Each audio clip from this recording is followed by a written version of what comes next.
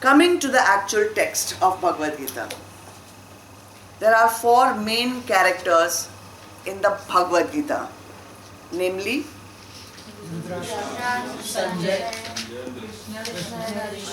Lord Krishna, Arjun, Dhritarashtra and Sanjay. These are the main characters of the Bhagavad Gita. And they are all symbolic of forces within ourselves.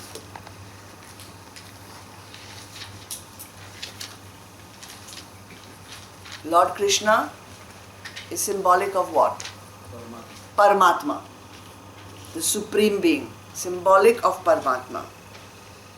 Lord Krishna was an avatar of Lord Vishnu, and he projected himself into human form, came into this world only for one reason, which was to fight adharma and re-establish dharma. Arjun, symbolic of Jeev Atma, the individual soul.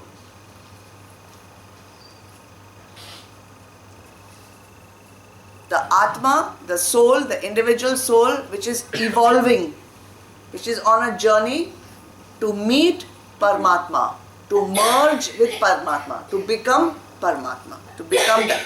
So it's a journeying entity, which is what we all are in the process of doing.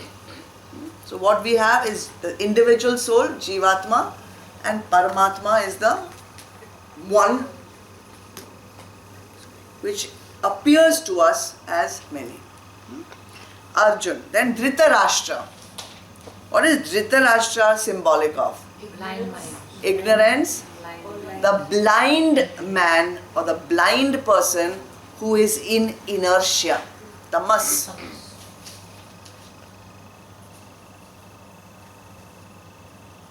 So the one who turns a blind eye to spirituality, he prefers to remain in darkness, is represented by Dhritarashtra. And he represents all the things which represent ignorance, moha, ahankar, agyan, avidya. Moha is his biggest downfall. Moha, delusion of who am I. He thinks I am father, and therefore my love of my sons is the most important thing in my life. And therefore, as even being a king, he doesn't think of his kingdom, he doesn't think of his praja, he doesn't think of anything, but all his self-view. See how it became. His self-view is only father, more important than king. And therefore his worldview is, my son should be the one who has everything. Forget about my citizens or my country. Sanjay. It's the witness. The witness. The one who is got a buddhi, tranquil buddhi. When your buddhi is tranquil, only can you witness. Now, I know hundreds of times I have explained this and it still has some doubts. What is the meaning of witness?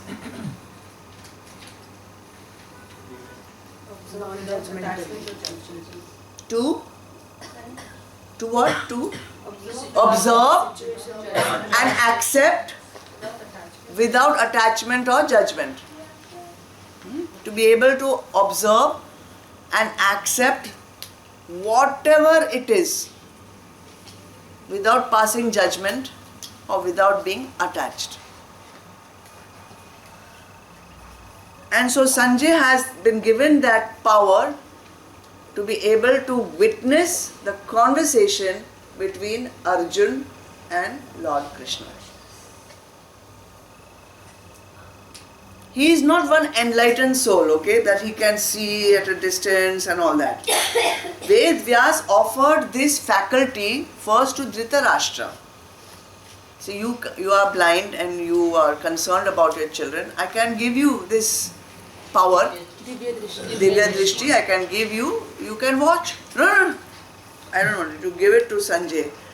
He's cowardly also. He doesn't want to see the truth. He's inert, he's jad. He's blind to truth. So he never wants to see the truth. So he gives that ability to Sanjay, and Sanjay watches and hears the whole dialogue. The whole Bhagavad Gita is related by Sanjay to Dhritarashtra. So these are the 4 characters in Bhagavad Gita itself. But there are other characters in Mahabharata which do not appear in our text, but which have some kind of context for us as human beings. The first one I would like to take up is Gandhari. So who was Gandhari? Dhritarashtra's wife. Now before she got married, can you describe her? Do you know what she was like? She was very brave. Very brave. Accomplished. She was accomplished. She was a very, like an all-rounder. She was a very intelligent kind of a person and a perfect bride or wife for Dhritarashtra. Why should she be a perfect wife? Because How? she could be his eyes. She had the sight. As a ruler of a kingdom, Dhritarashtra should be able to see the people who come to him for advice. He should be able to know what's going around, the dangers around him. He should have all those faculties, but he didn't have it.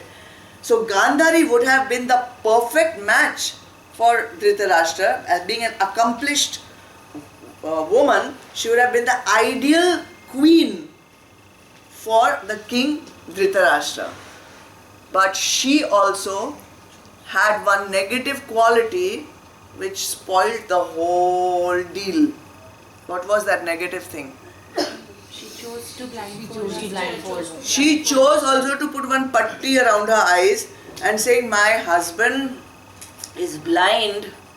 So out of compassion and sympathy and empathy, God knows what she was feeling, basically moha. She said, I should also feel what he is feeling, so I will also tie one patti. So she also became voluntarily blind. So Dhritarashtra standing for blind mind, Gandhari standing for accomplished intellect, choosing to be blind, not using her intellect.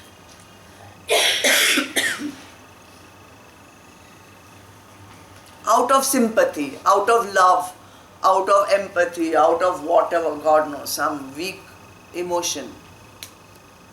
Now here is one more thing you should think about. Are you being Gandhari in your life?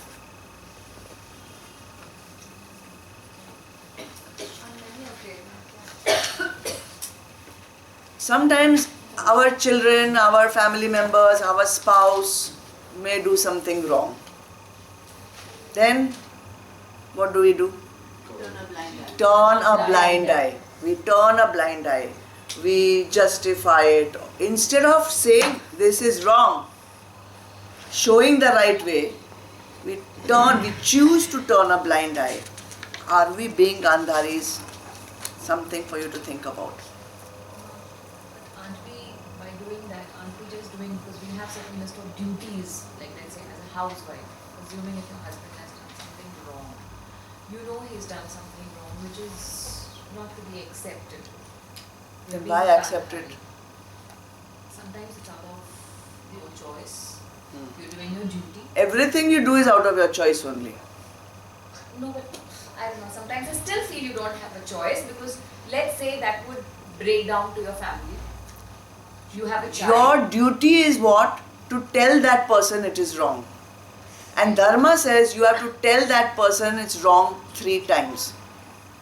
Assuming the person has accepted that it was a mistake. Then it's good. Then it does not get repeated, right? Yeah. Then it's okay. You have done your duty. You have not turned a blind eye. Okay. You have not turned a blind eye. You have told that person this is wrong, not acceptable. Okay, it happened. It was a mistake. Make sure it doesn't happen again. And scriptures tell us that you have to correct your children and your spouse. You have no right to correct anybody else, actually. And you have to correct them only 3 times. If after 3 times the person does not change, leave that person to his or her own karma. Your job is done. 3 times per act or? Per act. Per act.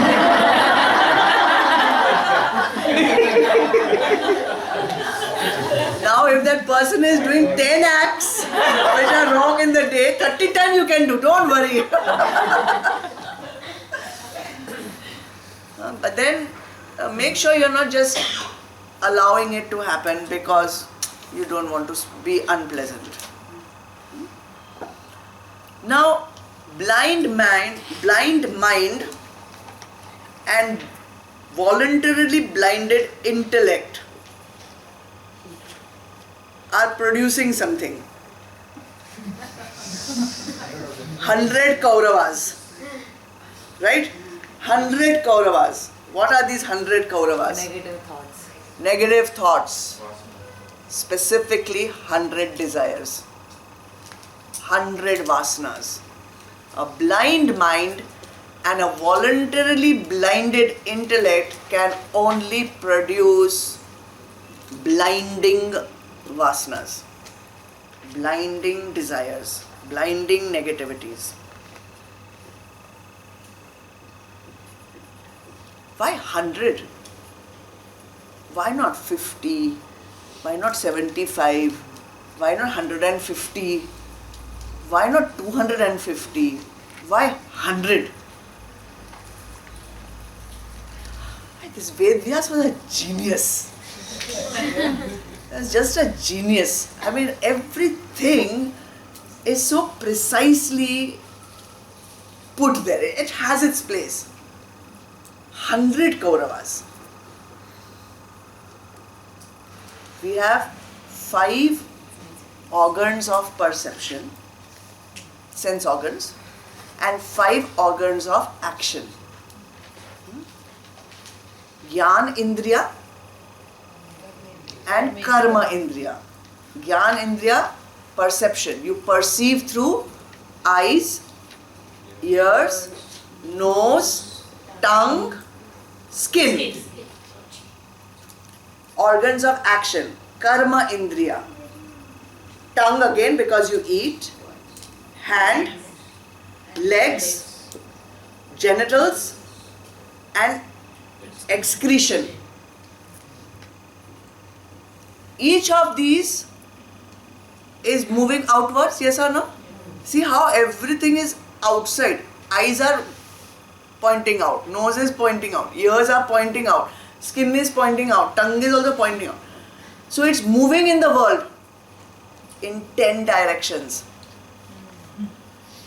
See how advanced we are. In foreign philosophies, there are only 4 directions: north, south, east, west. We have 10 directions. What are they? North, south, east, west. Then northeast, northwest, southeast, southwest. How many you got? 8. Then 10. Up and down. 10 directions. Yes, isn't it? Your eyes go in 10 directions. Nitya? Yes, yes. Right? Right? Ting, ting, ting, ting. Everywhere, right? Especially when she's dancing, he said. So 10 organs moving in 10 directions. 10 multiplied by 10? 100.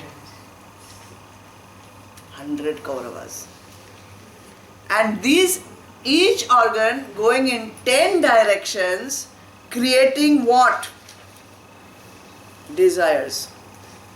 Because you are seeing some cameras on east and then chocolate on the west, and something is there and something is there, and up and down, and carpet also I want, and this light also I want, this flower also I want, this Shweta's dress also I want, and this bag also I want, his Superman bag over here, just everything. I go on seeing everything and I go on creating desires.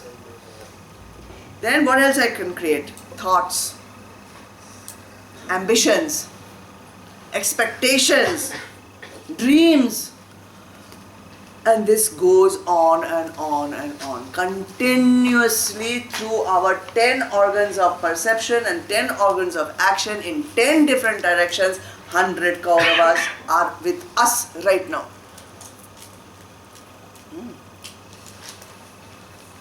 The eldest of these Kauravas was who? Duryodhan. Dur or Du means difficult. Yodha means to fight. Yodh, to do fight, to battle. Duryodhan, difficult to fight. Ego. Duryodhan, that which is difficult to fight, difficult to battle. What is difficult to battle in us? Our ego, our sense of limited self. Who was the younger brother of Duryodhan? Dushasan. Du again, difficult, bad. Dushasan, difficult to control. He was always behind Duryodhan. So Dushasan, difficult to control Duryodhan also, and difficult to control himself also. Blinding passion, difficult to control. And if you'll see, I did this once, I went and I did some research and I found out the names of all the 100 Kauravas. And each one can name, if you'll see, the meaning is so beautiful. It's amazing how he has given 100 Kauravas ka names, and each one is giving one quality like this, difficult to control, and most of them, many of them have this Du in front of them. Duryodhan, Dushasan, like that, many. Daughter was Dushala. There you are. Now, forget them, because we don't want to give importance to negative, right? We want to give importance to the positive. So, Pandavas. Who was the younger brother of Dhritarashtra? Pandu. So Pandavas are the sons of Pandu. Pandu represents wisdom. Pandu was always described as very pale. Pandu also means white in Sanskrit. And white also symbolizes sattva. So if you have wisdom, you will be sattvic. Pandu's wife's name was what? Kunti. And Madri also. Ha. But Kunti was like the main thing. So Kunti means to invoke. What could she invoke? The gods. The laws of nature she could invoke, and that's how she could give birth to the 5 Pandavas. So when you have the ability, when you have wisdom, and you marry that wisdom to the power of invoking the universe, you produce 5 wonderful children. And you produce the world actually, because the 5 Pandavas represent the 5 Panchabhut.